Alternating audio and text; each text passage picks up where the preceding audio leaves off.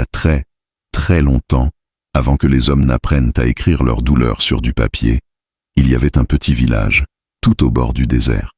Le vent y parlait souvent, les nuits y étaient pleines d'étoiles, et au milieu du village se dressait un grand baobab, si vieux qu'on disait qu'il avait vu naître la première pluie.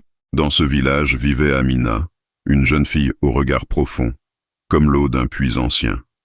Son père, le forgeron, était mort pendant la saison des grêles, et sa mère, malade, ne pouvait plus marcher. Les gens du village, trop occupés à leur propre peine, avaient peu à peu oublié Amina. Alors chaque soir, quand le soleil s'endormait derrière les dunes, la fille allait s'asseoir au pied du grand baobab. Un soir, alors que ses larmes tombaient dans la poussière, une voix grave, douce comme le tambour du soir, s'éleva.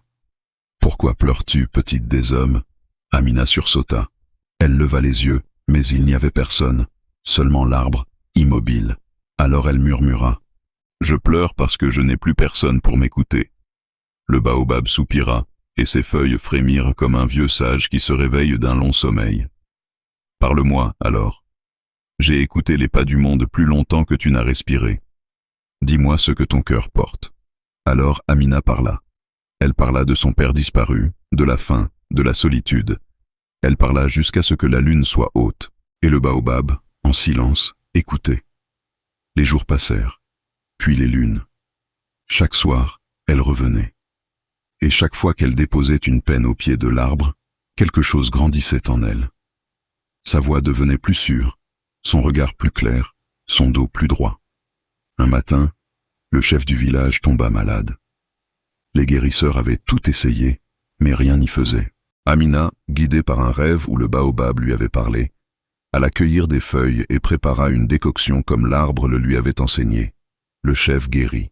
Dès ce jour, on vint de loin pour écouter la fille du baobab, celle qui savait parler au vent et comprendre les murmures des racines. Et quand Amina mourut, très vieille, on dit que son esprit entra dans le tronc du baobab. Depuis, quand le vent souffle dans ses branches, on entend une voix qui dit « Parle, et la terre t'écoutera ». Morale du vieux sage, la nature n'est pas muette, mon enfant. Ce sont nos cœurs qui ont oublié comment entendre. Celui qui parle au monde avec sincérité, le monde lui répond toujours.